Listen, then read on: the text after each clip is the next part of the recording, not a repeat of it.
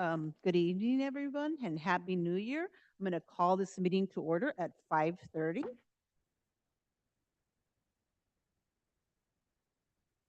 Mr. Koenig, can you please do roll call?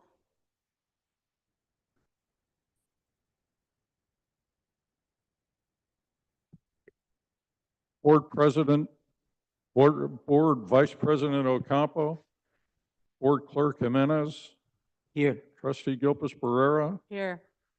Board President Garcia, Here. Trustee Perez. Here. Mr. Mr. Ocampo is absent. So we're on item 1C, the Pledge of Allegiance. And Mr. Koenig, can you lead us in the Pledge of Allegiance, please?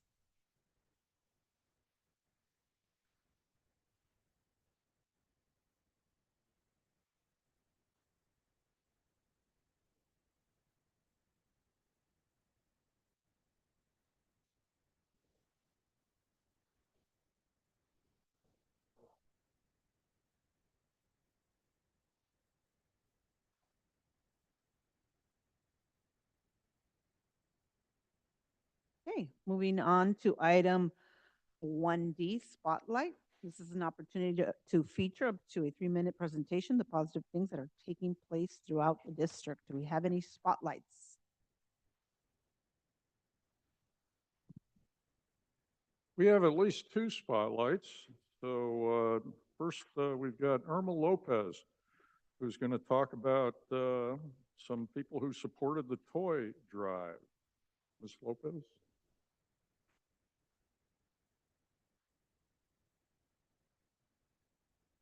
Yes, okay. Good afternoon, Mr. Koenig, President Garcia, and board members and cabinet members. So I'm Ms. Lopez, Irma Lopez. I'm the manager at the Alice Family Resource Center. And today I wanted to do a spotlight on our end of the year big annual Christmas toy giveaway that we have had for the past 11 years. And this one was held on December the 13th, right before the Christmas break. The reason I wanted to highlight it is because I know some of you might not have had the opportunity to go out there in the past 11 years. I know you've heard about it. And while I'm talking, I'm going to go ahead and pass these around so you can see some of the visuals of the event.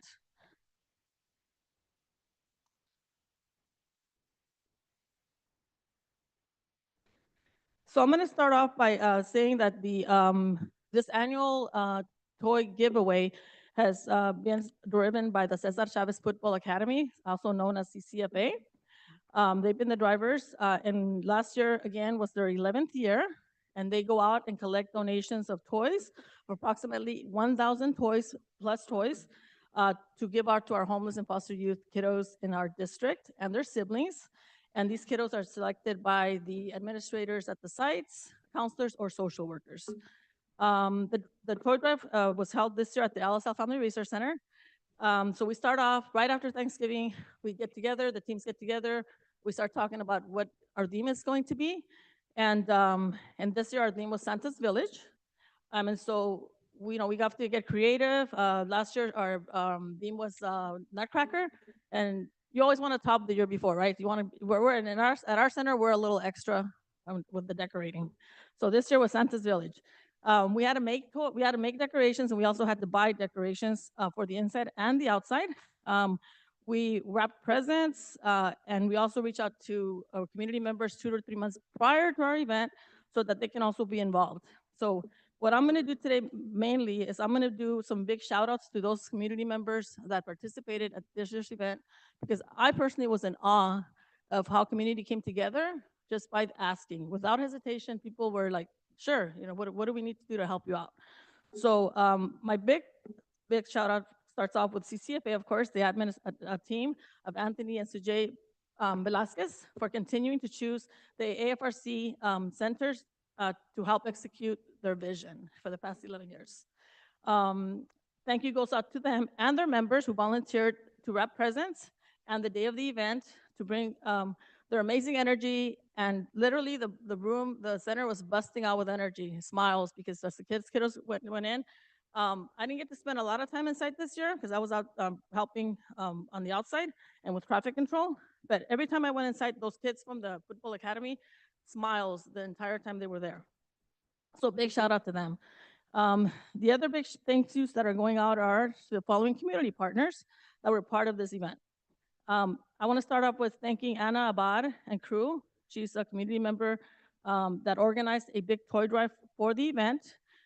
With the help of the car clubs in the community, we were able to collect 365 toys of the 1,000 toys that we wanted to collect.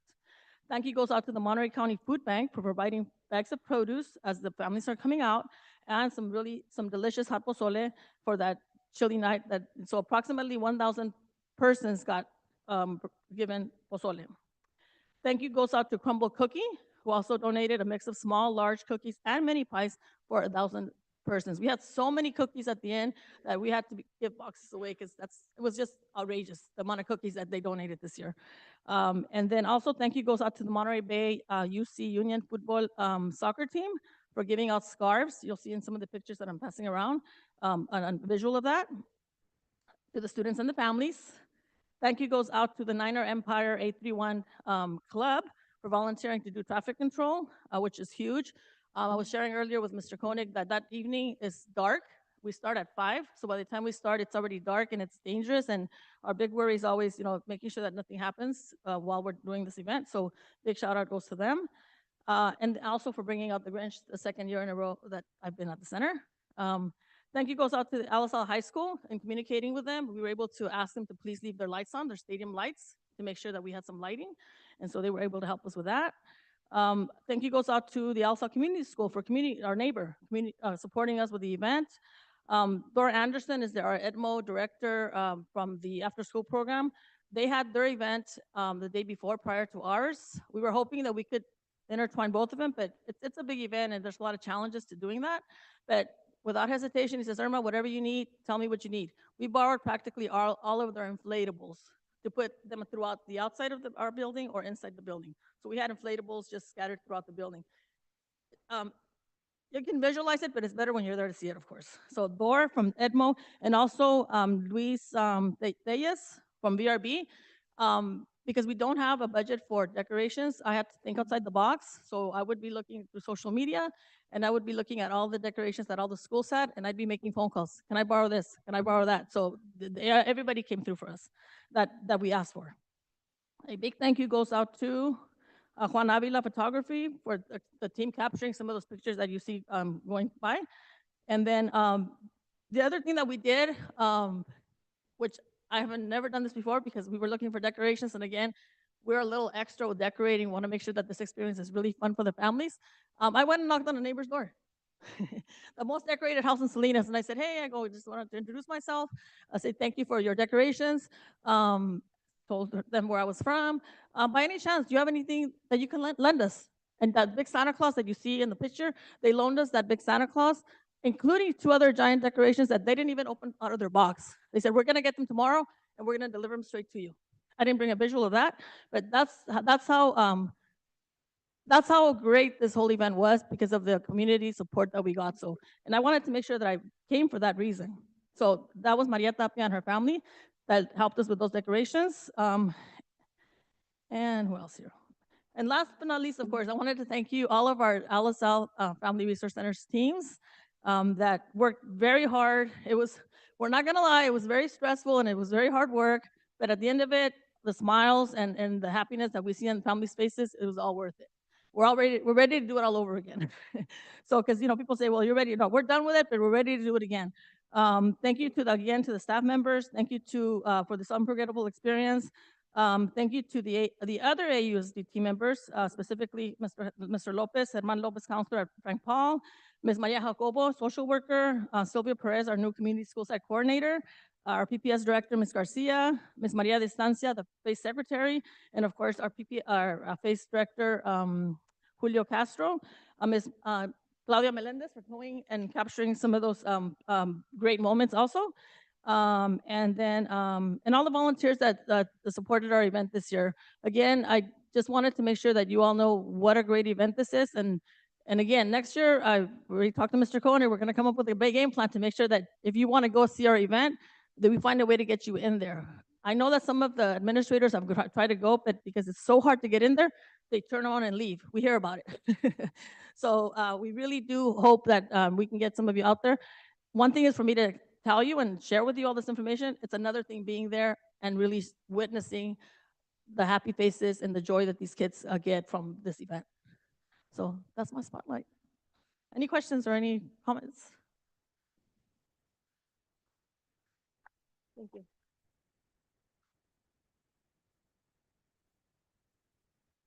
Any other spotlights? Yes, we have at least one other spotlight. I just want to make sure that everybody knows that in conjunction with the dashboard publication by the Department of Education, the Department of Education has identified the districts and the sites that need differentiated assistance and other supports during the next year. And 2 years ago when this occurred, all 12 of our schools were in a status called additional targeted support and improvement. Now, I thought this was kind of kicking us when we were down because the reason we were in ATSI, as it's called, is we had a problem after the pandemic ended and we came back in person. We had a problem with absenteeism, chronic absenteeism. And this was a problem statewide, so that's just the way it is. Everybody was in ATSI for chronic absenteeism. Now, last year, we had 3 schools that had one of these adverse categories. 2 were the schools, again, in ATSI. These were for performance. And 1, as we've talked about, Barden was in comprehensive support and improvement, CSIs. On the day we left, the state published the new list of those schools that are in differentiated assistance, and our district now has 0 schools in ATSI or CSI. We're making improvements and we're getting better, and the state is recognizing it. So this is, you can applaud. I think we should applaud. I think we should applaud, definitely. I'm not aware of any other. Okay, I think that's it. Oh, wait a minute, we have one more. Good afternoon, Board President, trustees, cabinet, and colleagues. We're going to spotlight services of a very long time LSL employee who recently passed away. And to help me with this spotlight, I have my friend here, Mr. Enzo, and he's going to talk about his services. So the person that we're talking about is Gilbert Aguirre. He started with us in 1985 and he retired in 2019. He put 39 plus years in with the district. He was the day custodian for the Alisal School Community School. I had the privilege of working with him for 12 years before he retired. You know, he's still a young man. He is 66 years old. We only wish that he had more time to enjoy retirement. He was a great guy, had a great personality.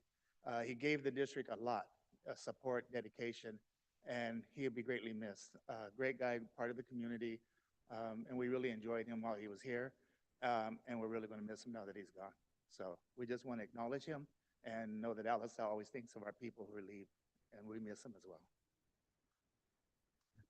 Definitely, yeah. We are lucky that we have employees who are loyal and dedicated to education and the district. It's really a blessing for the school district. And we appreciate and admire the services we get from those loyal employees. Thank you. Thank you. Thank you. have one Mr. more. Jimenez? Yeah. You have a one- spotlight? a spotlight.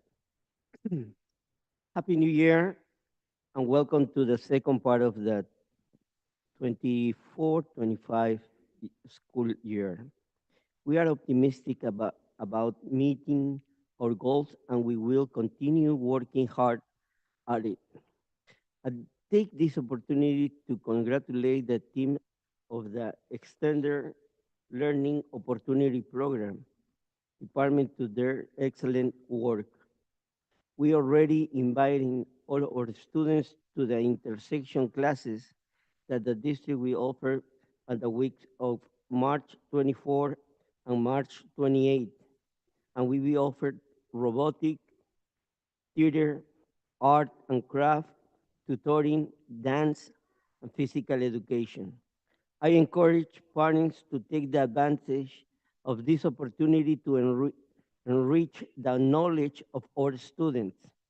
It's very important that all principals inform and spread the word of this excellent opportunity to our parents. It's very important.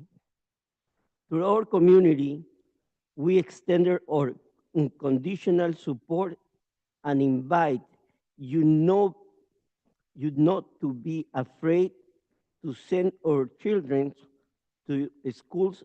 We will not provide any information about the student's status to the immigration department.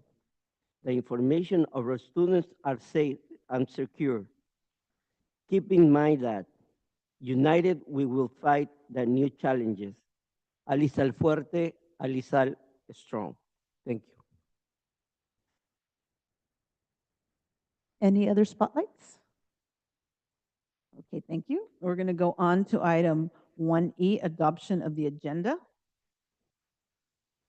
President Garcia, I'd like to make the motion to approve with the exception of the request to move and postpone consideration of the action items for another meeting, and those items are 12G and 12H. In addition, our attorney has given me a request that we move item 7, public comment, ahead of item 5, administrative services, so that action may be taken on the proposed actions under administrative services. So I guess we would ask for an amended motion. I just learned about this. Okay, let's see if I got this straight. So we're going to, yeah, can I get a motion to Well, adopt the agenda? I want a point of clarification. Okay. And nothing against our Sure. attorney, but our attorney is not part of this board. Therefore, I don't think the attorney is in a position to request any item to go before or after. Mm. Can we, Okay. go ahead. Can we listen to him? Should we get, what do you guys think about listening to the attorney's reasons? What do you think, Ms. Guipas? Well, I guess because I lived through, which Mr. Koenig lived through, and by all means, it would not be our attorney, because I respect our attorney, Sure. where other people get involved Oh, I see. in how our meeting It's run? is run. Mhm. I think you would agree with me, Mr. Koenig. So I think a board member could ask that, but I'm not sure that it's appropriate for the attorney to change around our agenda, because it's not a legal issue. It's already set. You approved it when you met with Mr. Koenig.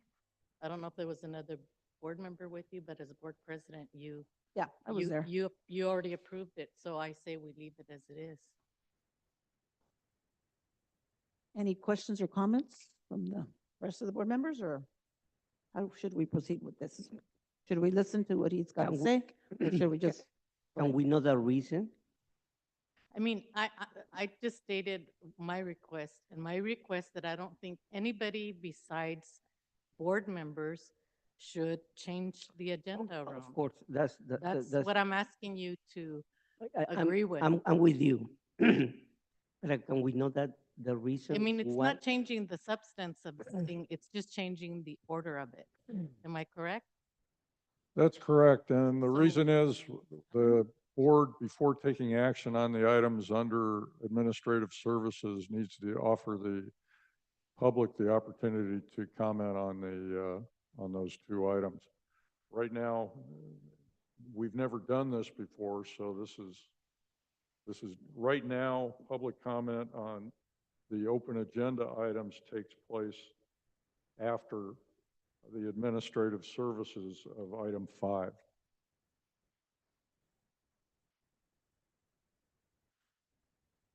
Well, since our board president and the superintendent already approved how this is going to be, and the public knows about it, I think that we need to stick to what the order it's in, unless it's a legal issue. May I ask, may I answer? Oh. Yeah. I mean, Yeah. I don't know, out of respect, I don't want to step out of turn. I mean, you have me here at the dais, and part of my responsibility is to make sure that the board operates consistently with the Brown Act. So there are two different ways that public comment is allowed under the Brown Act. You can either allow public comment on every item, which has not been historically the way that this district has proceeded. Generally speaking, this district allows for one opportunity for public comment for open session items. And that has been a longstanding practice. If you're going to proceed in that way, the Brown Act specifically says that you may not take action until the public has had an opportunity to make a comment on those items. So as designed, this agenda schedules action on items 5A and 5B, and the public may not comment on those items until item 7. So I'm not anticipating any comments. What I'm saying is, from a legal standpoint, if the board doesn't afford the members of the public an opportunity to comment on those items, your actions under 5A and 5B can be made null and void. 5A and 5B are pretty important. And that sounds like a justifiable legal reason to do so, but that wasn't stated. You know, it was my understanding, because Mr. Koenig said that you were just going to change that, and that's what I was in disagreement, but it sounds like there is A viable legal, reason. yeah. Okay. So you. thank you for that clarification. So now I'm going to call for a motion to adopt the agenda with certain, we've got items 12.G and 12.H to postpone consideration of these action items until a later meeting, and moving item 7, public comment, ahead of item 5, administrative services. I'll amend the motion to read as stated. Okay, and do I get a second? Second.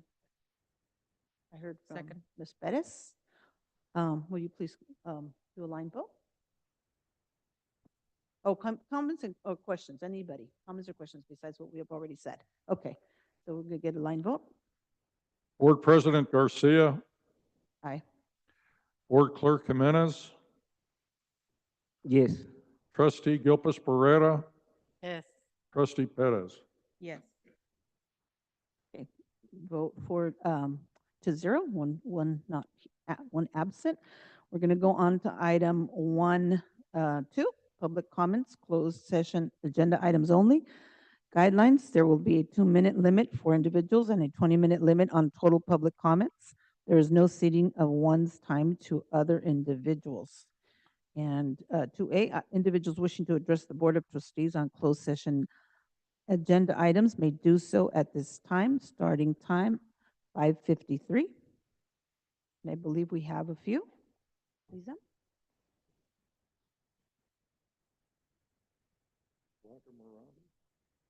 So, wants to discuss the new superintendent, and that's one of the closed session items.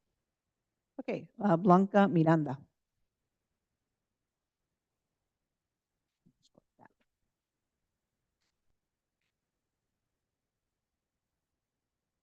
One.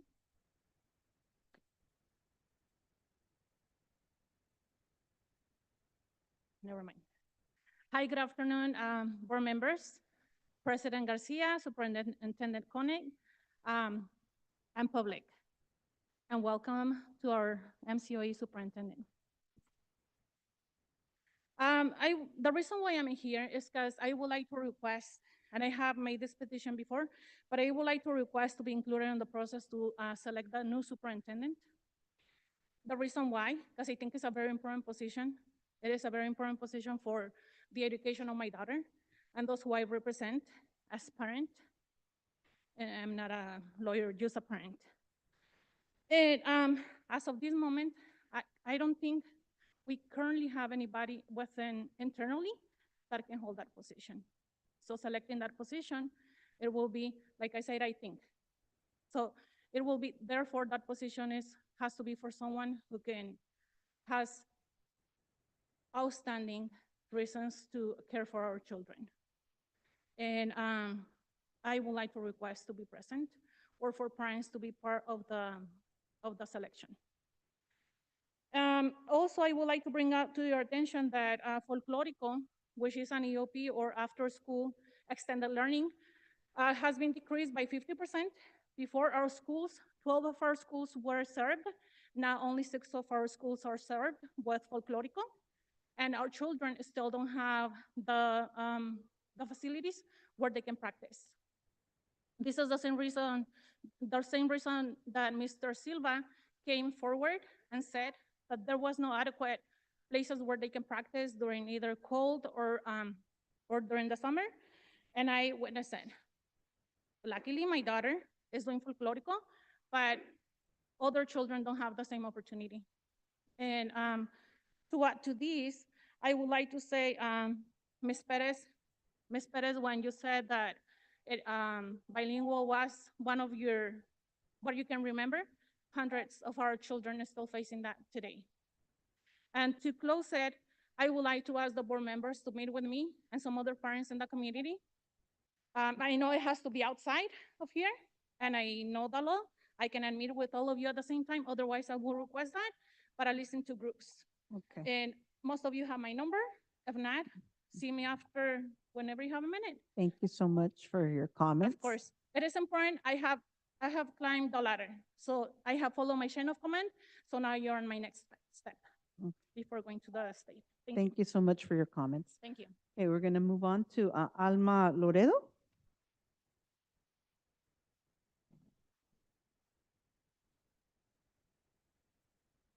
Buenas tardes. Voy a hablar en español. Buenas tardes, Superintendente Koenig, Presidente García, miembros del Consejo, Comunidad, Padres, la señora Dieningas, nuestra Superintendente del Condado. Mi nombre es Alma Loredo y yo soy madre de 3 jóvenes que fueron parte de este distrito. También soy organizador de Padres con Comité Padres Unidos. Hace bastantes años, BHC Padres Unidos surgió como una necesidad de crear una plataforma de padres que nos diera la oportunidad de aprender a navegar el sistema educativo y los retos que enfrentábamos como padres. Alisal fue donde comenzamos a implementar el conocimiento y la abogacía y hemos tenido la oportunidad de ver cambios tangibles y asegurar que nuestras necesidades y las de los estudiantes sean tomadas en cuenta. Siempre hemos mantenido una línea y nos guiamos por nuestros valores para asegurarnos que estamos organizando a los padres para un propósito, que es abogar por sus necesidades y hacer los cambios positivos a través de su liderazgo y voz. Lo hacemos con toda la convicción de que nuestra voz sea tomada en cuenta y los padres sean incluidos en los procesos de toma de decisiones como un elemento crítico para el éxito del distrito. Nos sentimos orgullosos de nuestro trabajo ya que ha sido tomado en cuenta por el distrito Salinas Junior High School, donde tuvimos un papel crítico colaborando con los consultantes en la búsqueda del superintendente. Esta tarde estamos aquí para pedirles a Alisal que incluya a los padres y organizaciones expertas como BHC en el proceso de selección del nuevo superintendente como un elemento crítico en el proceso, ya que sabemos lo importante que es en la toma de decisiones que van a impactar el futuro de Alisal. Esperamos que esta petición sea tomada en cuenta, ya que es crítico que los padres y la comunidad den sus recomendaciones y sean parte del proceso de selección y elección del nuevo superintendente. Agradecemos su atención y esperamos que muy pronto podamos tener noticias de ustedes y colaborar. Con respeto.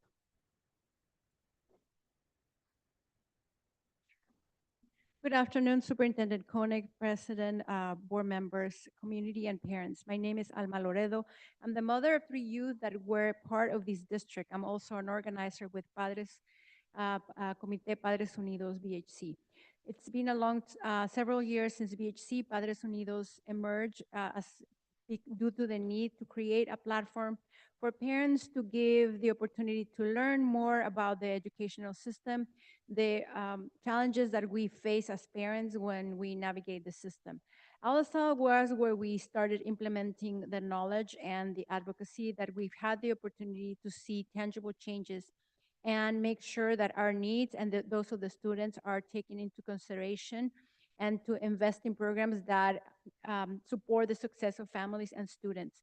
We have always maintained a clear line and we guide ourselves by our values to make sure that we are organizing parents for a purpose that is that of advocacy for their needs and to make positive changes through leadership and power. This has been part of our mission and vision ever since we started 8 years ago. We do this with the conviction that our voice is taken into consideration and parents are included in the process and making decisions as a critical element to the district success. We are proud of our work because that means that we have been taken into consideration in other districts, such as in Salinas Union High, where we played a critical role as experts in the community, collaborating with consultants in the search for superintendent, in listening sessions along with other parents and students, and also being a interview panel or the candidates for the new superintendent in the district. This afternoon, we're here to ask that ALASAL include parents and expert organizations such as BHC in the selection process and election of a new superintendent. So as a critical element in the process, we hope that this petition is taken into consideration. Okay, thank you so much. And we have one more, Lorena Mendoza, sorry, Mendoza.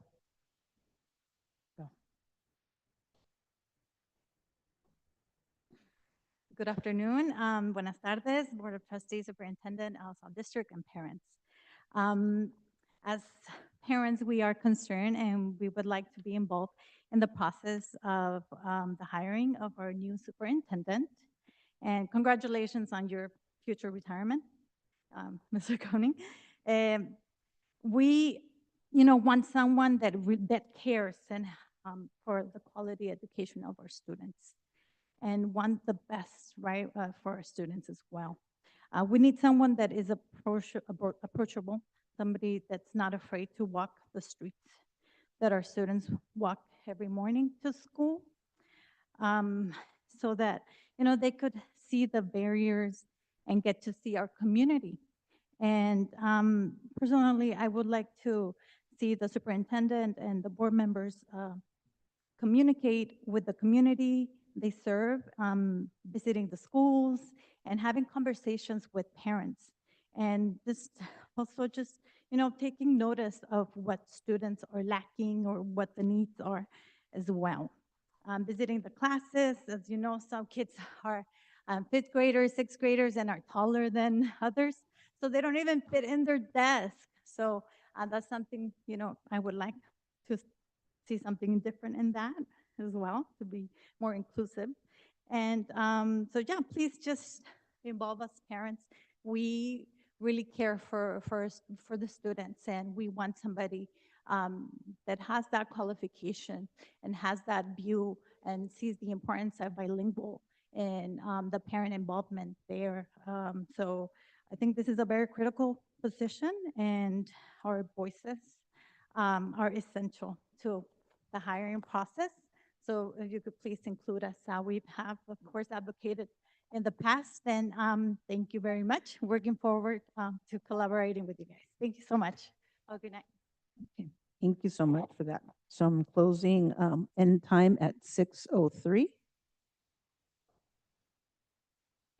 And at this point, 6:04, we are going to adjourn to closed session. This is the first of the 2 closed sessions for this evening. Okay, we're going to closed session.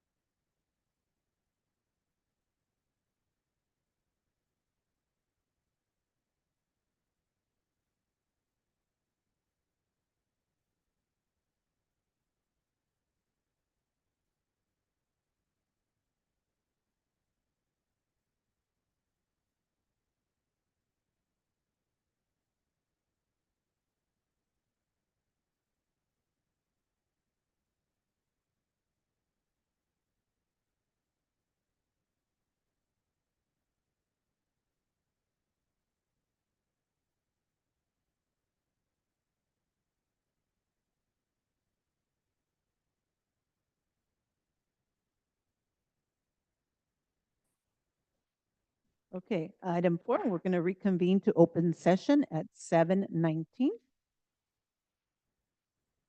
That is item A, 4A. Item 4B, report action. There is no action to report at this time. We are now going on to item 7, public comment concerning items on the open session agenda and or non-agenda items guidelines. There will be a 2-minute limit for individuals and a 20-minute limit on total public comments. There is no ceding of one's time to other individuals. And that will be 7A, individuals wishing to address the Board of Trustees on open session agenda items and or other items may do so at this time. The starting times at 7:20.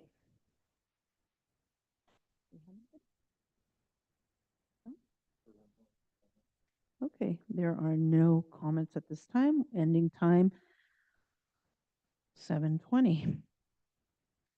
Okay, we're going to go on to item 7B, association comments, Alice Howe Teachers Association. Thank you. California School Employees Association, Chapter 577.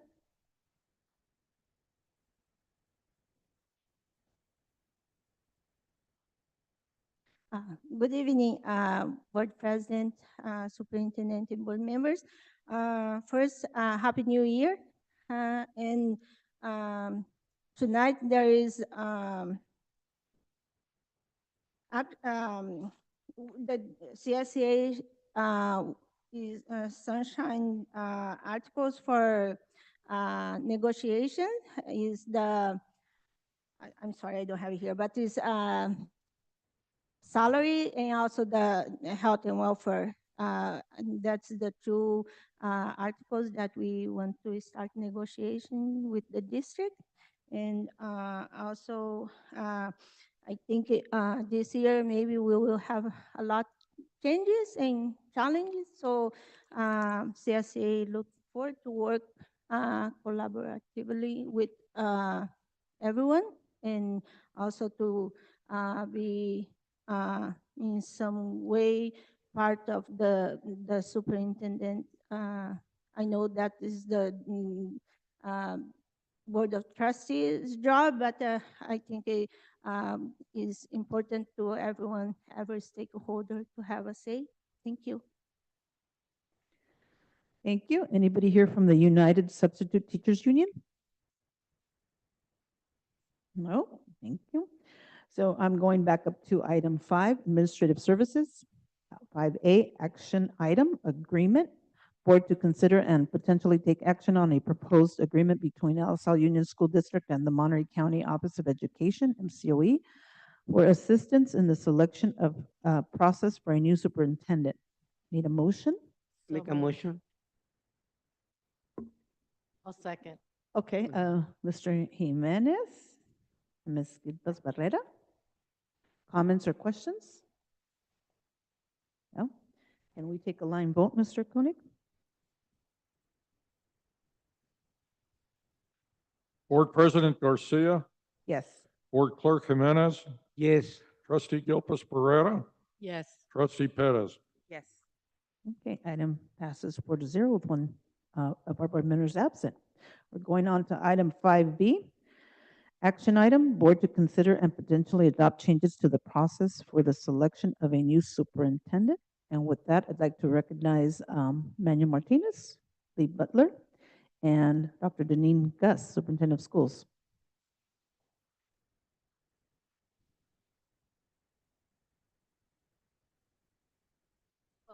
Good evening. It is such a pleasure to be here with you this evening. As you know, the Monterey County Office of Education is here to provide leadership, support, and service to our districts and to make sure that any of those services that we provide are very cost-effective and very efficient. And so we're happy to be here this evening to offer our services.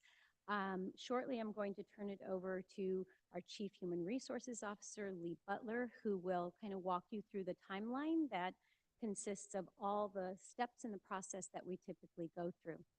Before I do turn it over, though, I do want to congratulate Superintendent Jim Koenig on his future retirement. Oh my gosh, you have served well and faithfully for so many years, and it's been a pleasure to work with you. So congratulations. And now let me turn it over to Chief Human Resources Officer Lee Butler.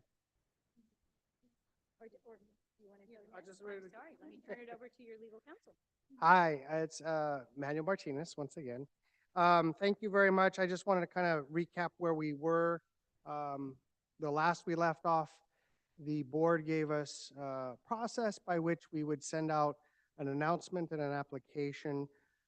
Part of that process, which is under Board Policy 2120, was the application process and the announcement. With the board's permission, I'd like to make a clarification to that announcement under the section of education and experience. It was intended for that section to be desirable.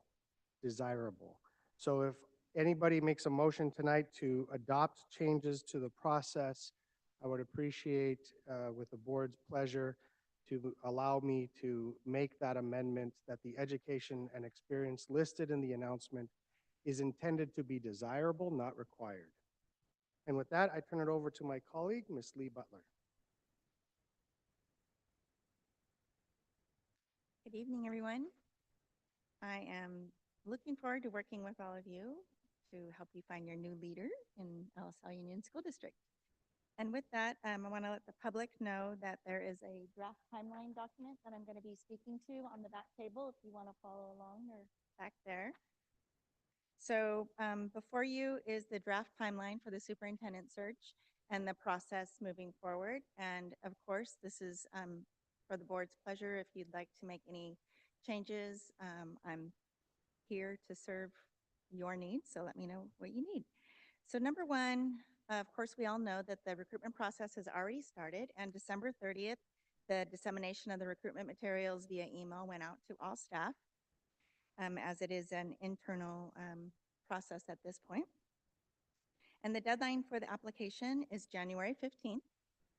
At that point, between January 15th and 22nd, MCOE is going to create an online survey for input from the community partners, parents, and staff, and that will be disseminated by district staff.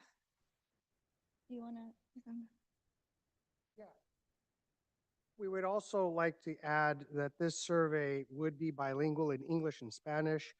We would work with the superintendent to make sure that this survey is available as widely as possible to the members of our community, to make sure that it's available at our sites and through the FRCs, and work with Superintendent Mr. Koenig to make sure that any personnel assistance that's needed in terms of translation would be provided. And this is very important. We do not want any barriers to anyone who wants to participate in the survey. Okay. Then going down to number 4, January 17th, I will screen the applications that we received for minimum qualifications based on the posting that went out. January 23rd, I would put together a panel of experienced administrators from MCOE, including Dr. Gus, who would then paper screen the applications and complete initial reference checks.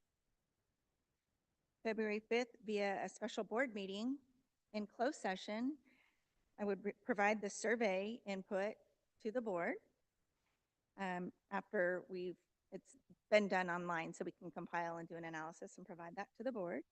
Then the board would select candidates to interview and review the interview materials, which could be interview questions, a presentation, and a writing prompt. Going down to number 7, February 13th is a tentative date for the board to call a special board meeting and hold interviews, and then discuss whether or not they'd like to do second interviews for any finalists.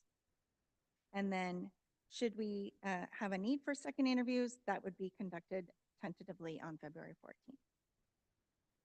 And between February 15th and March 30th, that's when we'd negotiate the contract of the terms with the finalists based on the board's direction, which would be done with legal counsel. And upon finalization of a contract with the finalist candidate, then we MCOE would send regret letters to the candidates that were not selected. April 2nd, which is a regular board meeting, the board would take public action to employ the new superintendent. And then we recommend doing some type of announcement of the new superintendent for the community to meet this person. And then, of course, July 1st is when the new superintendent begins employment.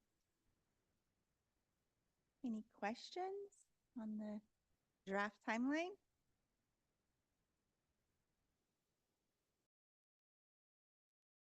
Turn it on. Okay. And staff's recommendation is to request that a motion be made to approve or authorize the MCOE to effectuate the tentative timelines as described, as well as to authorize myself to make that clarification to the job posting announcement. Okay, can I get a motion? Motion. I was Uh, going to name the motion. I was. Okay, go ahead. Mhm. Thank you. So if I understand it correctly, is we're going to adopt the changes of the process of the superintendent, approve the amendment of the qualifications to add the word desire, and to accept the draft timeline for superintendent search. So I make that motion. Do I get a second? Second? Thank you. Mr. Koenig, can you take a line vote? Board President Garcia, Yes. Board Clerk Jimenez, Yes. Trustee Gilpus Pereira, Yes. Trustee Perez. Yes. Okay. Passes 4-0 with one of our board members not here. Thank you so much. We're going to move on to item 6, presentations. 6A, presentation, independent financial audit report, 2023-2024.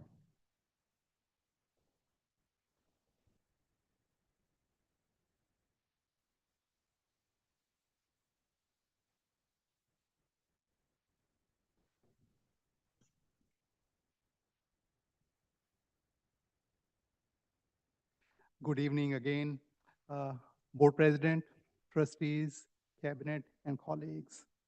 We just finished 2023-2024 annual financial audit for our school district. Our auditors were going to come here and make a presentation, but due to fires in Los Angeles area, their flights were delayed and finally canceled. So this is our awesome responsibility to present this the report to you. With that introduction, I'm going to hand over to my colleague here, Elaine Mendoza. She's our fiscal director, and she's going to present the findings of the report.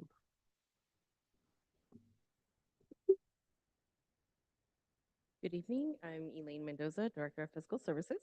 So I will begin by going through some of the key takeaways of the audit report.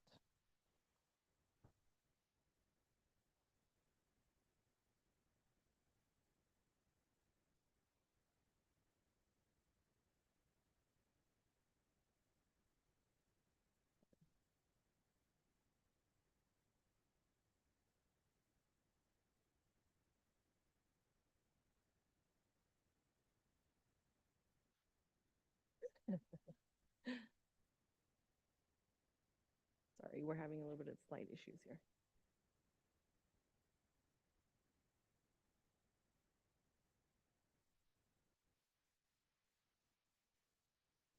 Okay, okay, sorry about that. Okay. Okay, so some key takeaways of the audit report. Next slide, please. Okay. So the audit report provides opinions in 3 areas. It's the financial statements, federal compliance, state compliance. The auditors mentioned an unmodified opinion in each of the areas. This signifies a clean audit, and no major items were present that would change that opinion. They also reference each of the areas in the pages of the report as well, if you'd like to look at it in more detail. So the opinion of the financial statements is provided in the report. The financial statements present fairly and in accordance with accounting principles generally accepted. So in the financial report, it reports on internal control over financial reporting. There are no noted material weaknesses. For significant deficiencies, there is a finding in internal control over financial reporting that requires a few adjustments. For non-compliance material to the financial statements, there are none noted. For federal compliance, there are no material weaknesses, significant deficiencies, or findings. And for state compliance, there are also no known material weaknesses, significant deficiencies, or findings. So in the slide, there is a little bit more detail of the finding and list what the items are. The adjustments for 2023-24 are very minor compared to the previous years, and we've made significant improvements in this area. We're always looking for ways to improve internal control as the information comes available. Christy White has been our auditors for the past 2 years, and we've been learning from them. So we've been working together to continue to make those improvements. And we'll continue to look over the statements and make the adjustments necessary before closing time. And that concludes our presentation. Are there any questions? Ms. Quilpas Barrera? Yes, thank you. And thank you for bringing that out on the internal control over the financial reporting and that there were several material errors. So those material errors have to do with finances. So is it a minor? Is minor $1, $2, 100, 500, 1,000? What is a minor error? The adjustments total is 1.9 million, but the so overall it is minor, but it increased our fund balance. These are adjustments that are just due to statements that we've received, and some are not available at the time when we close our books. So this is why we have to do the adjustments afterwards. So you adjusted an error that was 1.9 million? I'm We- sorry if I'm not understanding that. The budget's not my strength.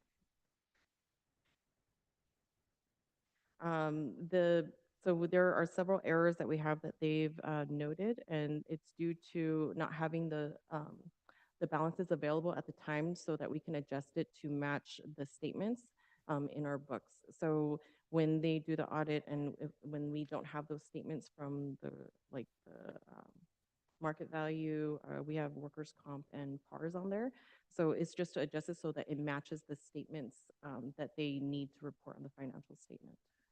Okay, so if they hadn't noticed that, what would happen? If they didn't bring out those errors when they're doing their audit or looking over the internal control, what would happen? Would that continue? If it wasn't adjusted, what would happen? If So, they didn't find that, uh, somebody's gonna find it someday. so I'm going to step back a little.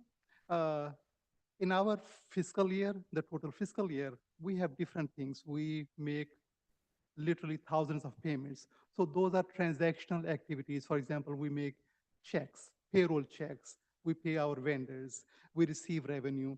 So those are our activities that go on throughout the year, right? There are no issues with our transactions. They are 100% compliant with laws. There's no fraudulent activity, no mismanagement of our financial funds. At the time of year-end closing, when we are closing our books, we make some entries in our financial books. And those entries are a combination of information that comes from the County Office of Education. Some external information is needed to make those entries. Going back in time, slightly going back in time, our auditors used to make those entries. Actually, that's a true case with all school districts because they are related to cash with the fiscal agent. That's the County Office of Education and the county itself. So information comes from the county, and at the time of closing, auditors made those entries. Now state has shifted that responsibility to school districts. But it's a combination of miscommunication, late information that we receive in time, or inability to make those entries. Auditors have that information. So at no point is possible to not include those in the financial statements. We always include that information. It's only the timing issue. It's a timing of when we close our books and when we receive that information and when we show that transaction. Auditors, because it's one of the required elements, they always look at those statements and they make those entries. Now we know that this is the entry. Now they are going to help us prepare those entries and we are able to make those entries. So in other words, it's not possible to miss those statements or those entries. We always include them. It's only the timing issue that we are dealing with. After this report, we spoke to our auditors and see how we can expedite that process next year. And they have assured that they are going to work with us to make it happen. That also requires our communication with the County Office of Education so they can timely send us that information. But to assure you, our transactional activity is 100% compliant. All the payments we made to vendors and our employees, they are 100% correct. All the revenue that we receive is 100% compliant. It's only the final transactional activity that we just include in our statements that is the timing issue. Otherwise, it's a clean audit. We are always making an effort to improve our internal controls. It's our, actually, this is our opportunity actually to improve even further. And Elaine and myself, the minute we came here, we have been looking at each and every aspect of financial statement and financial management to make sure that we are compliant and we report everything accurately, timely, and to the best of our ability. Thank you, Mr. Abbasi. And I appreciate the notes, the references. So if I wanted to know what they were, I can just, it's detailed in the report here on page 86. So I appreciate your answer. Thank you. I'm not doubting you or No. Ms. Mendoza there. No, I it's just- our responsibility to actually bring And that it's to your ours. attention. And it's ours that the public gets to hear Yes. that too. So I appreciate that. Thank Our you. best effort is to be reflective of our transactions, our financial statements, accurate and timely, and be accountable. Appreciate that. Thank you. Thank you, Ms. Garcia. Ms. Pettis? So you guys already made the corrections? So the auditors at the end of this process, they are going to send us a detailed accounting entries that we are going to input in our system. Do you guys have like a due date to get like the final audit? Like, do you guys get a certificate or something in writing that says, I mean, you guys passed everything? So we are going to include them in our financial statement. Our financial software is Escape. We are going to input those entries in our Escape system. And next time we come to you for our financial reporting period, which is second interim report in March, we are going to show you those entries that they have been reflected in our financial books. Okay. Mr. Jimenez, do you have any questions? Oh. Well, thank you, both of you, Mrs. Mendoza and Mr. Abbasi, for this presentation. Thank you for the clarification, because none of us like to see a deficiency, right? And certainly not 1.9 million, and so it does scare us. So thank you for being transparent and pointing the page numbers on it. That was very clever of you. And thank you for that, because we do appreciate that. Thank you. Okay. We are going on to item 6B, Department Presentation, Director of Educational Equity, Maria Alvarez.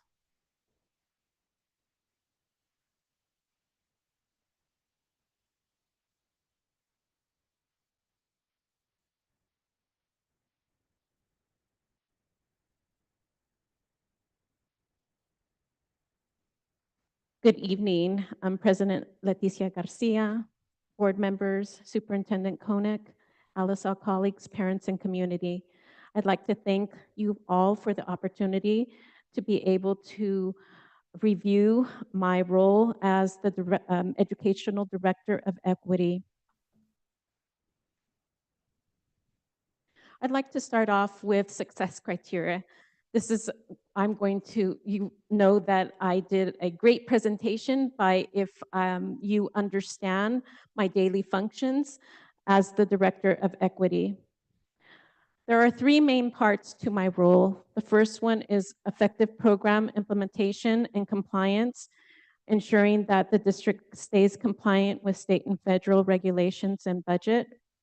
The second part is staffing and support for instructional excellence, and that includes overseeing staffing. And the third is effective task management and stakeholder engagement. That's a big part of my role, active engagement with all stakeholders depending on the task that I am working on. Before I get started, I want to make sure that we have common definition of what encompasses my job. And I have this visual here to, as a stepping stone to my presentation. And the first picture that you see on the top is inequity, and that's unequal access to opportunities. And you can see that there's only one student able to get an apple. If you go down to the bottom left-hand corner, it's equality. Everything is evenly distributed, tools and assistance. So you can see that both students have a ladder. They're equally dispersed, but only one student is able to reach the apples. Then you see the top right where it's equity. And equity encompasses custom tools that identify and address inequities. So if you can see, both students have what they need. One student needs a taller ladder to reach and access to get the apple. And the last one is justice. Social justice is fixing the system to offer equal access to both tools and opportunities. So you can see the difference between equity and justice, where the social justice is that there are scaffolds also to make the tree straight, and both students have what they need. And that's where the systems are being built. And I want to give kudos to our team that we're working very hard in moving into social justice and making those systems not just for access, but sustainability for all.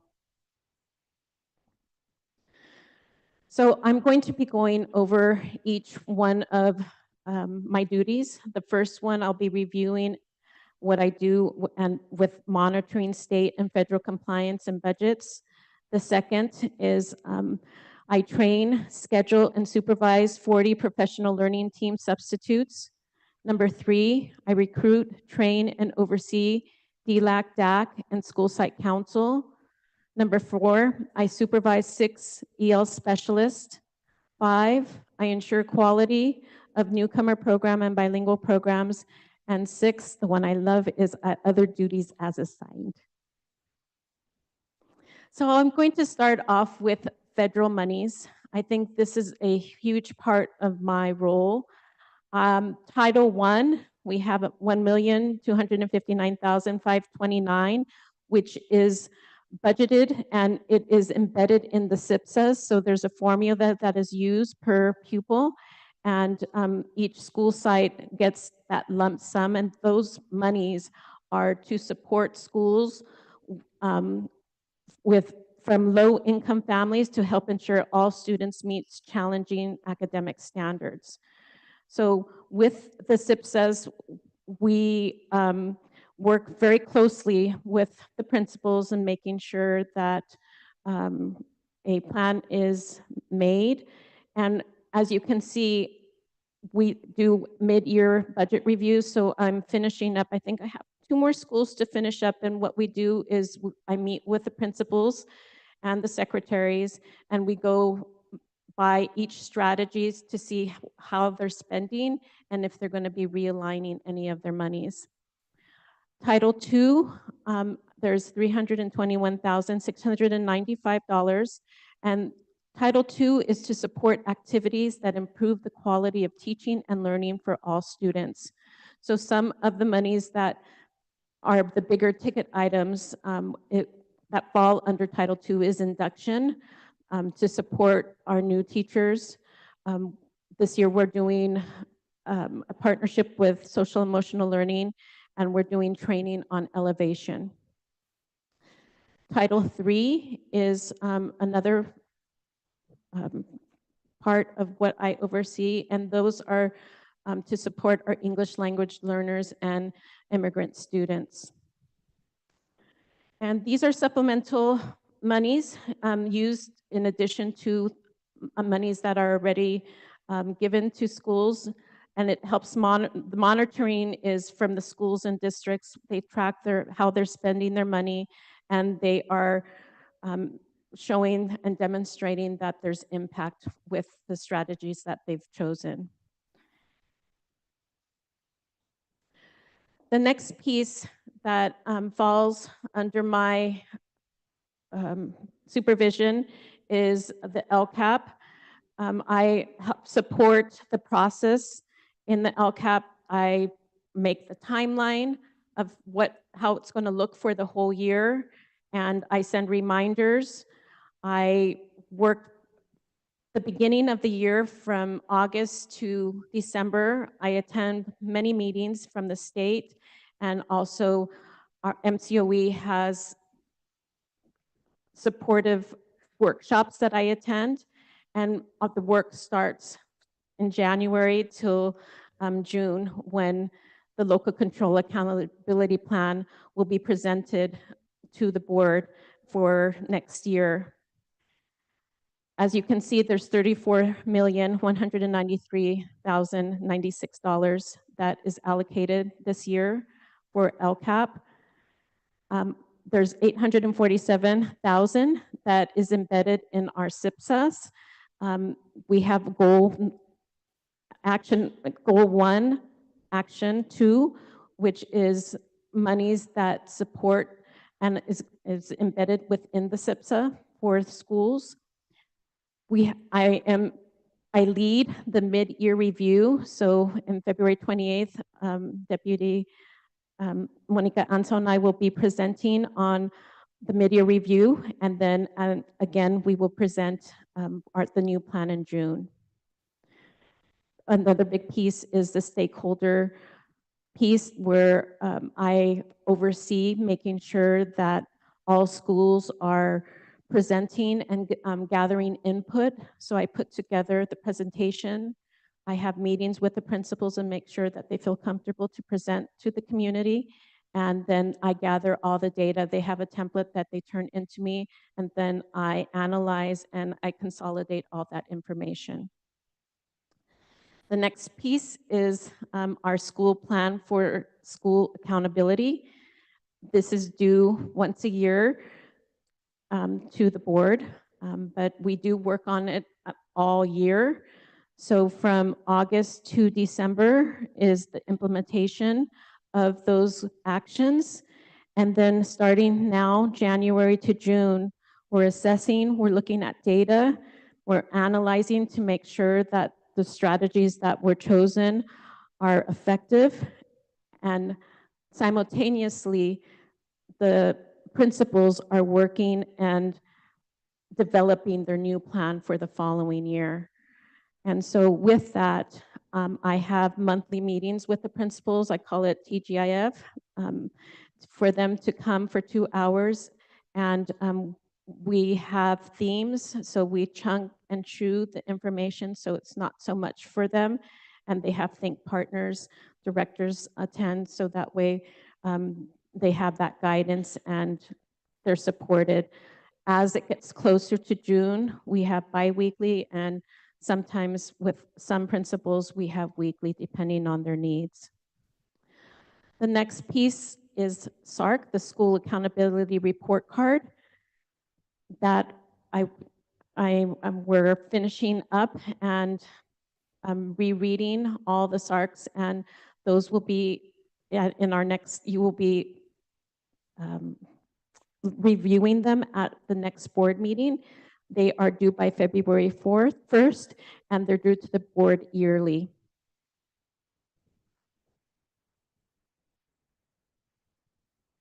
The next piece of my duties are the professional learning team substitutes. There are 40 professional learning team substitutes that I oversee. I just want to make comment that at a regular school site, there's about 30 certificated staff. So I oversee 40 of them for 135 days.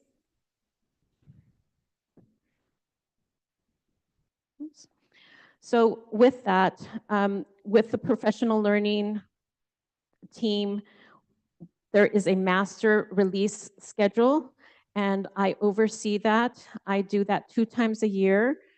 I take every single classroom in the district, and I assign them a day when they're going to have their PLT day. And within that, that's where I see social justice, because it's not only every single classroom, but it's also looking at the systems of support. For example, we have SPED that we support with subs, and other directors have other PDs that they would like. So I work all those in, and that's what we follow all year. So I develop that 2 times a year. Then on a daily, I do the daily assignment tracker. So I take what I do for that day and I assign the substitutes, the 40 substitutes, to a classroom.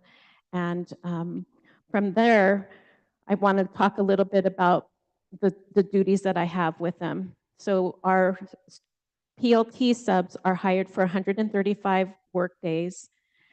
I help them develop lesson plans that they take out to the schools when they release. We have 6 to 7 rounds per year. I supervise daily assignments, absences, materials, etc. And I also, within those rounds, every time they start, I give a professional development day. And we do have peer mentoring, because the hope is that a lot of these subs will eventually, they're working towards, some of them are working towards becoming a certificated teacher, so they are ready when they come into the profession. So we take great pride in the development, and we've had a few that have already taken that step. Additional to that, I developed the Super Wednesdays, and with Super Wednesdays, the goal is for common formative assessments. And what we have done is we've had a partnership with Forza, and we've developed a trainer-of-trainer model. What that looks like is that instead of Forza bringing in outside people, we are training our own 40 subs, and we do 3 rotations per year. So I want to give you a snapshot of what the lesson planning looks like. We pick a theme for that round. So as you can see, this is the round that we are currently in. So this is round 3. The theme is around how you can travel. And so what we're doing is we're building a system. So we have a TK, Kinder, first, second, third, fourth, and fifth, sixth. So we have 4 different books. So that way, in 2 years, we can repeat these lessons. So that way, when we have trainings, we can do more than just lesson plan. They have a cut apart quote that they put together in the journal. And then we work on vocabulary. And then I want to show a quick video. We always have some type of STEAM or collaborative activity, VAPA activity that students partake during the themes.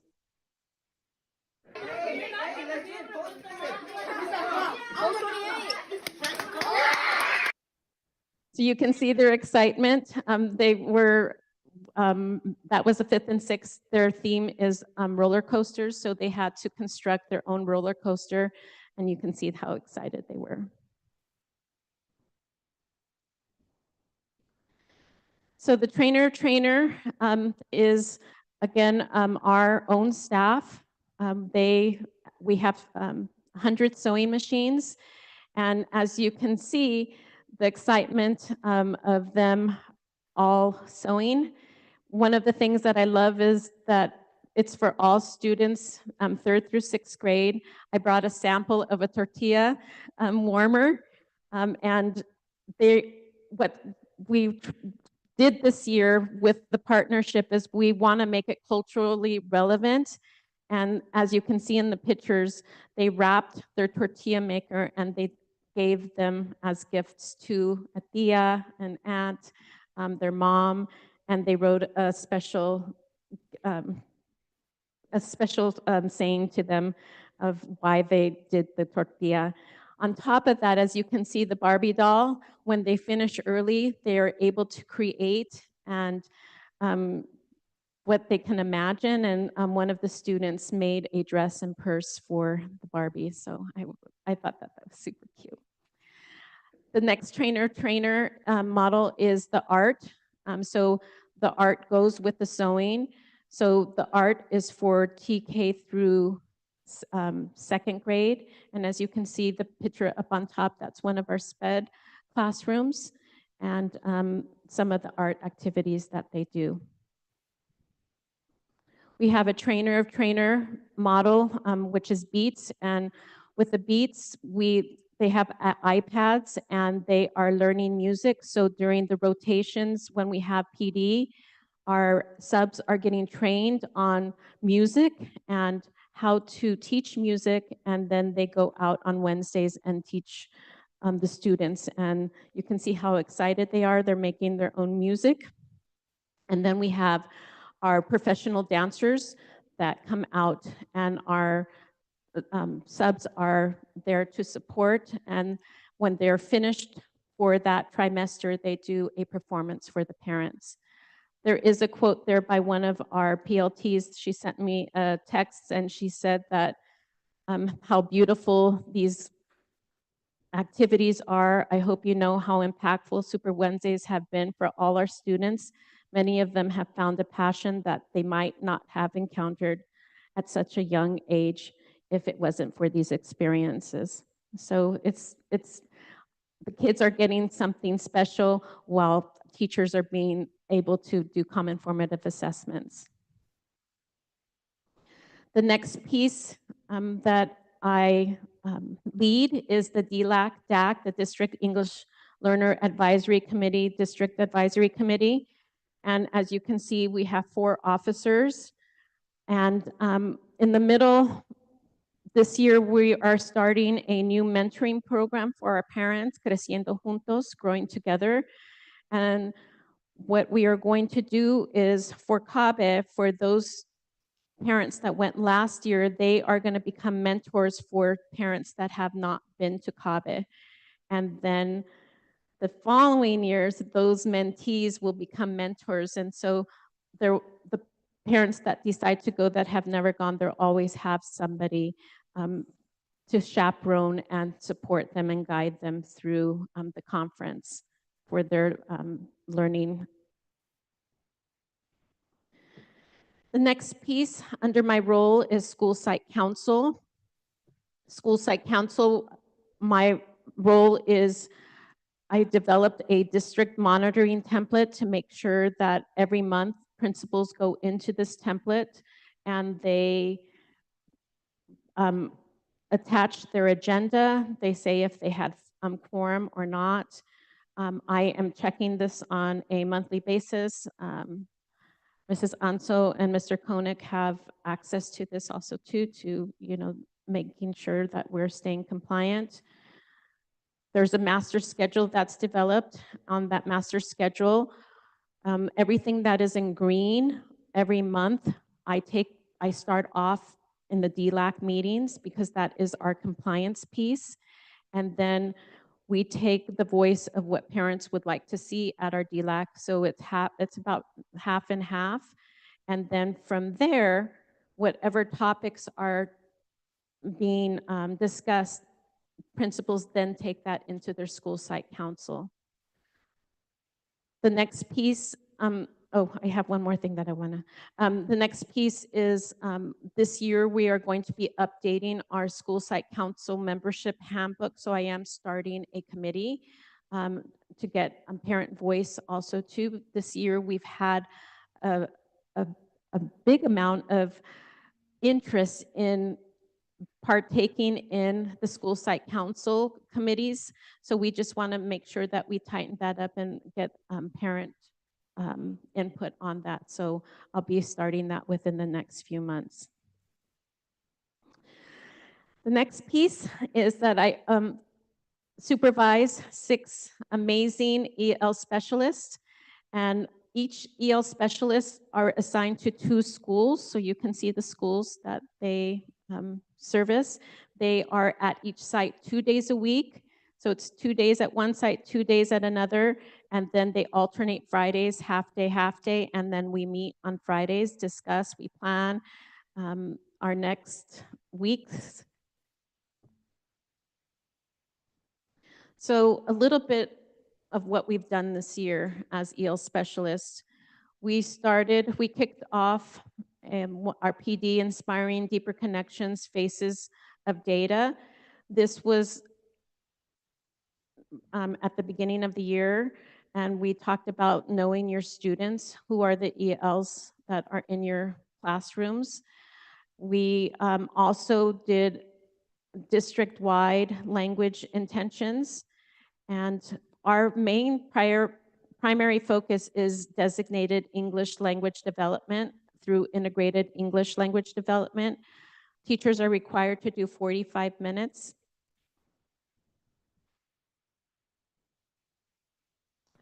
And these are some of the EL specialist responsibilities. And we monitor, we goal set, we provide district PD, assist in preparation for state reports, and we monitor English learner and reclassification. The quality of newcomer program, we have 2 classes. We have 3rd through 4th grade. Currently, we just got 2 more students, so we're going to have 23 students in the 3rd, 4th grade class, and 5, 6, we have 26. And we just continue planning and monitoring student progress and addressing supports for newcomers across the district. And this is also the quality of bilingual programs. You can see how many bilingual sections are at each school, and how many total classrooms at each site. And this year, we started our bilingual task force to really understand the needs and resources that our bilingual teachers need. And other duties as assigned.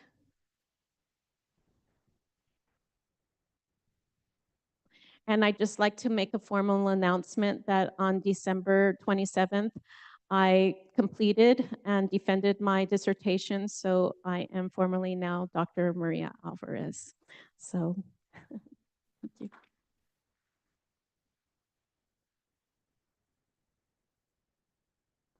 And with that, I'm open to hearing any questions. Any questions? Ms. Quilpas Barrera? Ms. Perez, any questions? Mr. Jimenez, any questions? Well, congratulations. That's an honor. I mean, that's huge, Dr. Alvarez. I do have questions, actually. You know, I've been on the council like maybe 3 years now, and when we look at the SIPSs, and they've been improving. Thank you, you know, whoever's supporting, and now I know that you're the supporting for the school site council and the SIPSs, and just understanding that I think even last year we had maybe 1 or 2 schools that didn't have the correct amount of members. And correct me if I'm wrong, it's still 10 minimum, right? That is correct. And 5 should always be the parents. Correct. So there has to be 5 parents on that school site council. There could be more, but they'd have to be even number. And school site council on the other side, the principals, one of them or a designee, but the rest of them can be teachers, and then maybe 1 classified. It's 3 teachers, 1 classified, and then the admin. Yeah.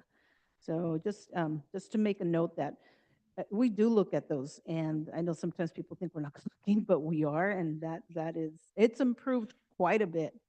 But even last year, we had some sites that didn't have the right amount of members on there, and I was like, yeah, okay.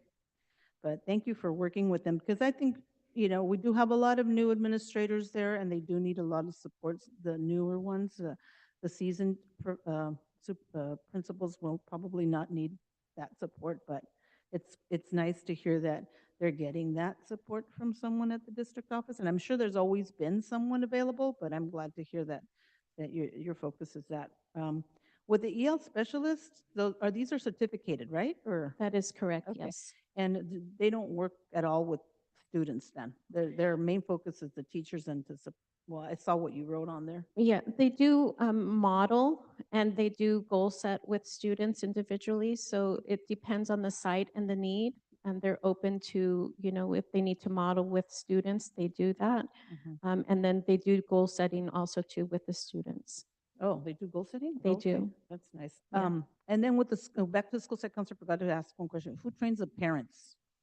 The parents, we're going to do a district-wide training for school site. That's one of the recommendations that we're going to put into the handbook. And I'm working with somebody from MCOE to come and support that process. Because it's not always easy, and I mean, there's so many rules to follow, and it could be very intimidating for a parent, even though they get elected every year. Sometimes they just need that reinforcement, like the certificated staff sometimes need that reinforcement as well. So this year with the new principals, I attended their first meeting and I have a presentation to train them of what it looks like and, the rules. And but this year we really want to try to do a formal one with, I don't know if you know Yolanda Barba, but she's from the MCOE and I'm working with her to see if she can come in and do a district-wide training. Okay. Well, thank you for your presentation. Thank you. No more questions? Okay. All righty. So we're on item 8. Is that correct? Board member superintendent reports. Mr. Koenig, do you have anything to report on item 8? Yes, the administrators and support staff at Alice Al Community School have occupied the new administration building that was just completed. We haven't had a ribbon cutting yet, but they are working out of the new building. It is absolutely fabulous. Well lit, beautiful. The only problem is it's a real maze to get in. And if you get lost in the maze, I don't know if you'll ever get out. If the board is going to visit, I would recommend you visit with Ms. Hanzo or one of the other administrators from the district office. That's all I have. Any board members? Ms. Quilpas Barrera? Just briefly, happy new school year to everybody. Anybody else? No. Happy New Year to everybody. Okay, so we're going on to item 9, consent agenda, approval, ratify contracts, MOUs, agreements, grants, proposals, conferences, workshops, and field trips. 9A, approval of consent agenda. Can I get a motion? Make a motion. Mr. Jimenez? Can I get a second? Second. Ms. Quilpas Barrera? Mr. Koenig, can you do a line vote? Comments or questions? Yes. Sorry, forgot that piece. No, that's okay. Thank you, Comments or President questions? Garcia. Yes, I Okay, recognize thank you. I know I've said it before on these science camp. It's important for students to go, very educational. I am not, I don't get excited when they're overnight trips. So parents, please go with your kids or, and I'm sure the district provides the support, the chaperones that should be present, but the child's safety when they sleep away from home is very important. So just ask those questions. Who's going to be there? Who's going to be in the room? Who's going to be taking care of my child? And I recommend that, I don't know if parents could go, but I know I would go if my child was going to sleep away from home. Just something to keep in mind. But it's not to doubt the district. We do all we can to keep the children safe, but nonetheless, they are sleeping away from home, so we have to be careful. Thank you. Thank you. Any other comments or questions? Okay, Mr. Koenig, can we take a line vote? Board President Garcia, Yes. Board Clerk Jimenez, Yes. Trustee Gilpus Pereira, Trustee Perez. Yes. Okay, item passes 4-0. Okay, we're going on to item 10, business services. 10A, information review, independent financial audit report 2023, 2024. We already did. Okay, item 10B, information review, performance audit report for full day kindergarten program at Dr. Oscar Loya Elementary School. Item 10C, public hearing, naming the new early learning center. And we're going to open that up at 8:15.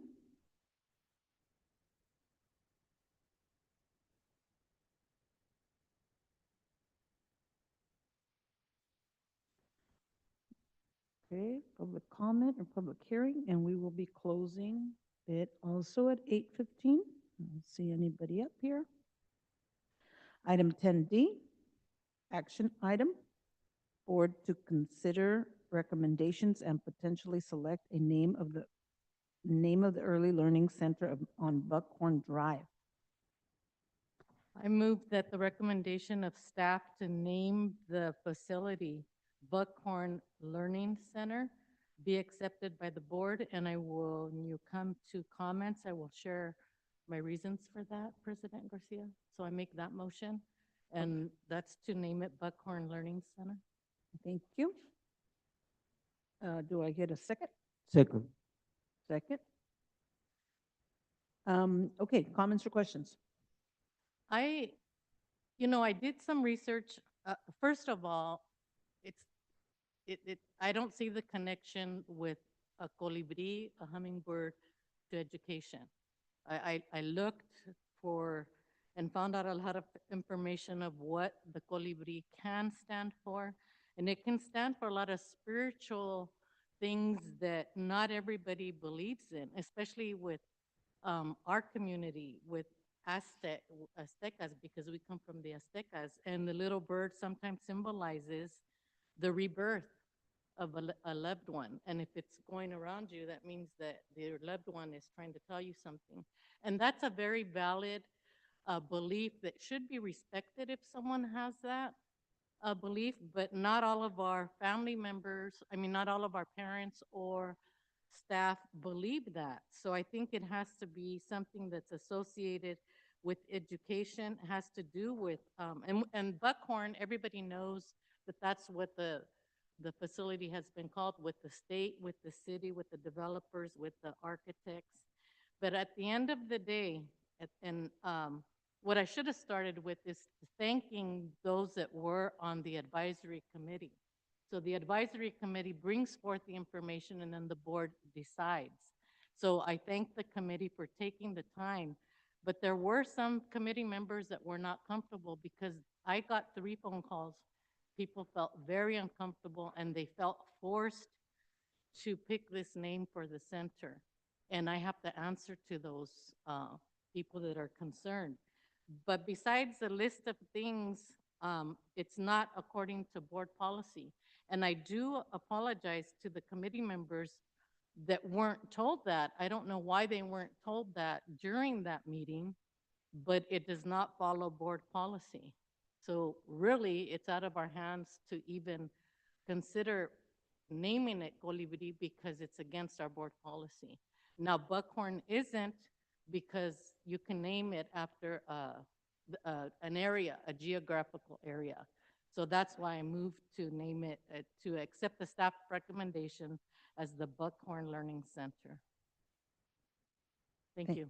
Thank you. Any other comments or questions? No? Okay. I am going to ask Mr. Koenig to take the line vote. Board President Garcia, Yes. Trustee Jimenez, Yes. Trustee Gilbert Pereira, Yes. Trustee Perez. Yes. Okay, item passes 4-0.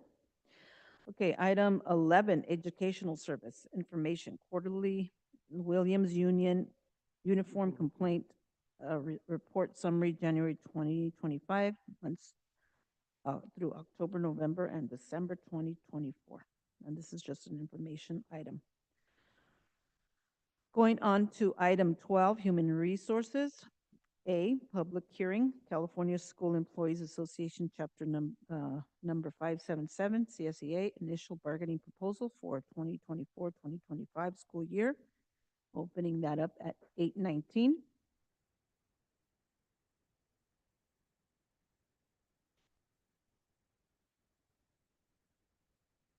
Okay, closing that up at 8:19. Item 12B, public hearing, initial sunshine proposal for the LaSalle Union School District to the California School Employees Association, CSEA, Chapter 577, for the 2024-25 school year. I'm going to open that up at 8:20.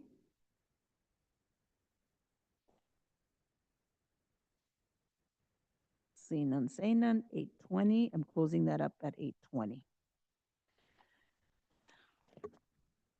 Okay, item 12C, action item memorandum of understanding between LaSalle Union School District and California School Employees Association and its Chapter 577 regarding implementation of agreement for the distribution of MCSIG settlement funds to eligible employees, March 27, 2015. Can I get a motion? I make a motion. Thank you, Mr. Jimenez. Can I get a second? Second. Ms. Perez, comments or questions? Ms. Gilbert Pereira? Thank you, Ms. Garcia. I don't know, what is the reason that these 29 employees didn't get their $1,900.57 10 years ago? What is the district's reason for that?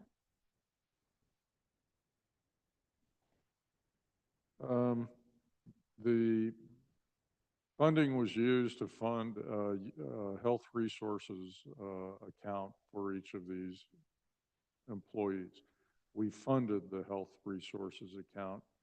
In most cases, the health resources account was depleted over the course of the next 12 to 24 months. In most cases, it was used up within a year after the accounts were created. But no one ever, it was never brought up as an issue at the end of the fiscal years. We just dealt with it as other general fund money, and it was in the general fund, and it was just carried over into the fund balance.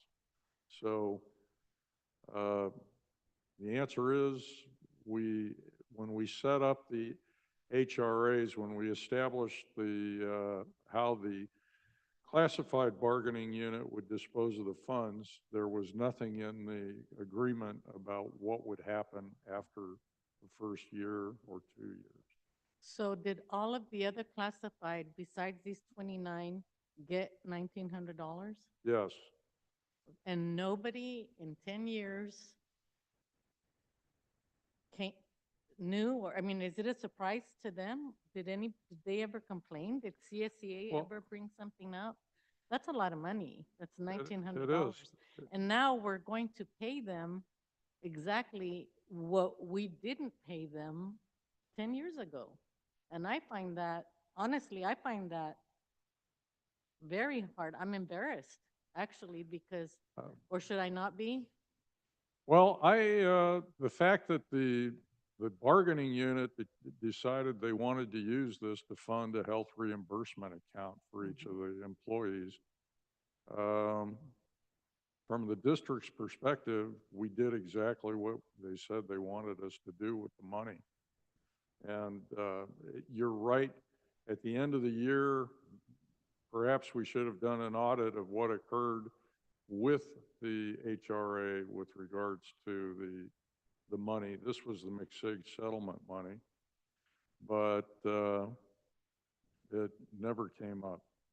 And in the recent discussion, Mr. Koenig, to pay the classified staff their 1,957 cents, I think, in the conversation, did maybe the COLA come up or interest? $1,900 is a lot of money. We're just gonna, I mean, one of these, I think of Apolinario Vivint passed away. We could have used that $1,900 years ago. Now, he never saw it because he's gone. He passed away. It says so on the list. And I'm just surprised that the district doesn't want to share a little bit more with them. I think they should get COLA for this, or is that not something that the district can do? Or at least COLA for 1 year, which is what, 2.5, 3%? We'll sit down with the bargaining unit and come up with a mutually agreeable settlement. Okay, so who made the motion? I'm sorry. Mr. Jimenez? Mr. Jimenez, would you be willing to amend that motion and give direction to the district to sit down with CSEA and come up with something? Because just to give them what we owed them from 10 years ago, it doesn't seem right to me. So would you make that amendment? And then I don't know who seconded it. I mean, Wasn't it? It was Ms. Perez. Oh, mhm. I'm sorry. how did Okay, you- so you are amending it and you second it, right? Are you okay with the? Okay. Mhm, mhm.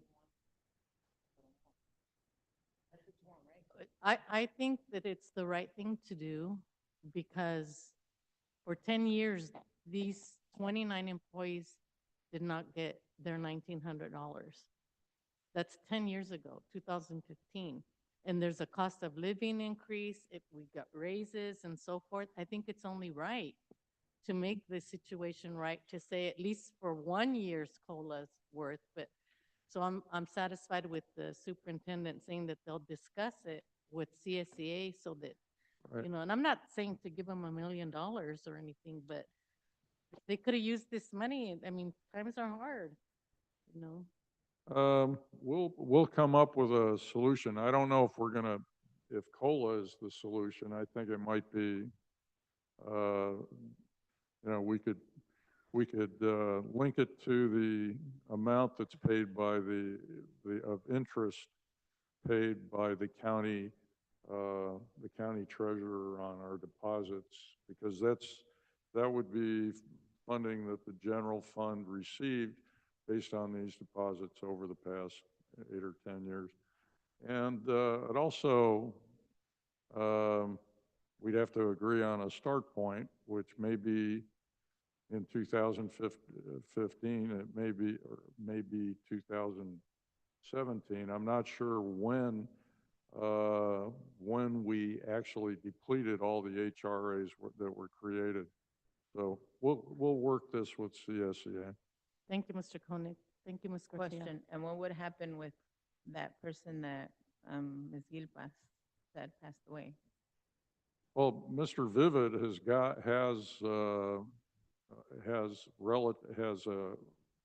dependents who are in the area that we know of, so that, I don't think that would be a problem.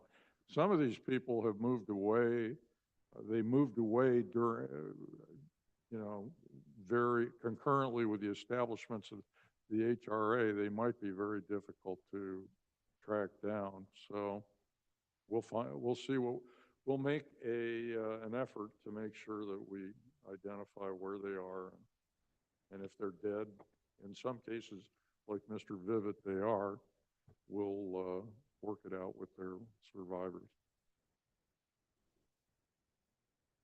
Any other comments or questions? No? Okay, yeah, I also wanted to just say that, yeah, I think $1,900 seems like, you know, it could be a lot to some people, a lot of money to some people, especially right now in those days, and thank you, board members for saying something. Thank you, Ms. Gilpas. And also, I'm hoping that we do make every effort to find these people. They moved away, or, their heirs moved away, that somehow we try to track them down. Yeah, just like we were if they owed us money, we'd be tracking them down. But in this case, we owe them money, so we should make every effort for that. Okay, Mr. Koenig, can you take a line vote? Board President Garcia, Yes.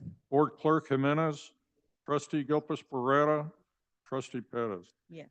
Okay, item C passes 4-0 with one of our board members absent. By item D, action item, memorandum of understanding between LaSalle Union School District and the California School Employees Association and its Chapter 577 regarding changes to bargaining unit members' start and stop times.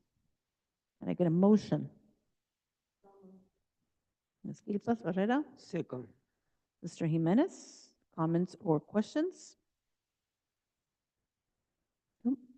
Can I get a line vote, Mr. Koenig? Board President Garcia, Yes. Board Clerk Jimenez, Yes. Trustee Gilpus Pereira, Trustee Perez. Yes. Okay, item passes 4-0 with one of our board members absent. Action E. Action item, memorandum of understanding between LaSalle Union School District and California School Employees Association and its Chapter 577 regarding food service and human resources job descriptions. May I get a motion? Ms. Gilpas Barrera, a second. Second. Ms. Perez, comments or questions? Mr. Koenig, can you please take a line vote? Board President Garcia, Yes. Board Clerk Jimenez, Yes. Trustee Gilpus Pereira, Trustee Perez. Yes. Thank you. Item 12E passes with 4-0 with one of our board members absent. Item 12F, action item, memorandum of understanding between LaSalle Union School District and the California School Employees Association and its Chapter 577 regarding the Information Specialist 3 job description. Can I get a motion? Motion. Ms. Perez, in a second. Ms. Gilpas Barrera, comments or questions? No. Mr. Koenig, can you please take a Board line vote? President Garcia, Yes. Board Clerk Jimenez, Yes. Trustee Gilpus Pereira, Trustee Perez. Yes. Okay, item 12F passes 4-0 with one of our board members absent. Item 12G, action item, revised job description. Postponed to the next meeting. Oh, okay, that's right. Item G and H were postponed. And thank you for that. So we're on item 13, administrative services. 13A, action item, revised board policies, administrative regulations, exhibit series 1000. And you can read the rest of them, community relations BP, and all those great numbers there. Can I get a motion? Make them. Okay, Mr. Jimenez, Yeah. and seconded by Mrs. Gilpas Barrera. Comments or questions? Mr. Koenig, can you please take a line vote? Board President Garcia, Yes. Board Clerk Jimenez, Yes. Trustee Gilpus Pereira, Trustee Perez. Yes. Item passes 4-0 with one of our board members absent. Item 13B, action item, adopt new board policies, administrative regulations, exhibit series 1000, community relations, and all those. Yeah. Can I get a motion? Motion. Ms. Perez, in a second. Ms. Gilpas Barrera, comments or questions? Mr. Koenig, may I? Board President Garcia, Yes. Board Clerk Jimenez, Yes. Trustee Gilpus Pereira, Trustee Perez. Yes. Okay, item passes 4-0 with one of our board members absent. Item 13C, action item, obsolete exhibits 4119.11 and 4219.11 and 4319.11, sex discrimination and sex-based harassment. Can I get a motion? Ms. Gilpas Barrera? Can I get a second? Second. Mr. Jimenez, comments or questions? Mr. Koenig, please take the line vote. Board President Garcia, Yes. Board Clerk Jimenez, Yes. Trustee Gilpus Barrera, Trustee Perez. Yes. Item 13C passes 4-0 with one of our board members absent. Item 13D, first read information, revised board policies, administrative regulations, exhibit series 4000, personnel, and you can read all of those. And remember, this is just information. First read on 13E, first read information, adopt new board policies, administrative regulations series 4000, personnel, and all these items that you see there. Moving on to item 14, future agenda items. 14A, division presentation, Deputy Superintendent Monica Anzo, first trimester student achievement update, and that will be taking place January 29th. And 14B, school site presentation by Mr. Principal Genaro Anaya, Jesse G. Sanchez Elementary School. Item 15, future meeting dates. You could read those. Item 16, public comments, closed session agenda items only. Guidelines, there will be a 2-minute limit for individuals and a 20-minute limit on total public comments. There is no ceding of one's time to other individuals. 16A, individuals wishing to address the Board of Trustees on closed session items may do so at this time, starting at 8:35.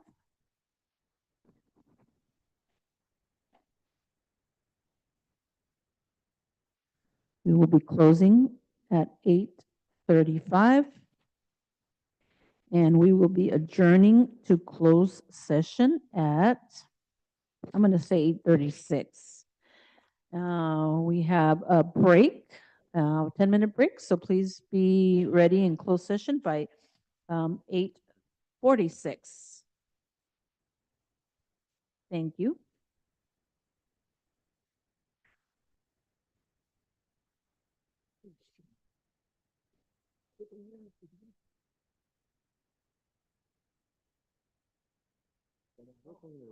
I'm here.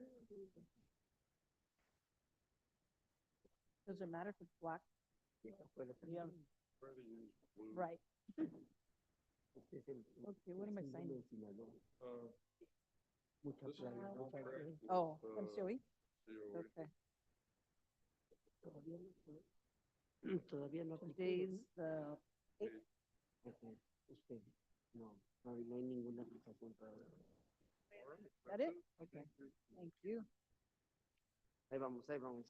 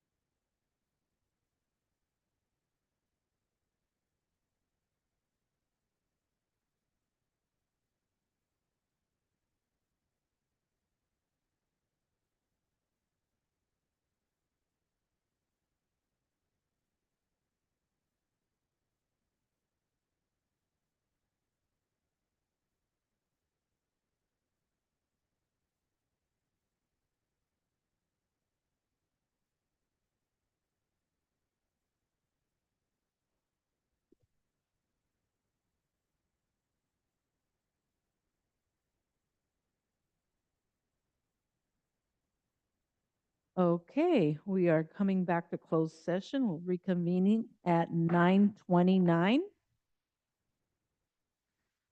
Okay. 9:29, and we've got one item to report. And where's my item? The last Okay, paper. very sure. Here it is. Okay, one item. On a vote of 4-0 with trustee Ocampo absent, the board appointed Jennifer Griffith as assistant principal at John E. Steinbeck Elementary School. Congratulations, Mrs. Griffith. Congratulations, Ms. Griffin. There, you can have that back. Oh, sorry. Okay, moving on to item 18, adjournment. We will be adjourning now at 9:29. Have a good evening, everybody. Good evening.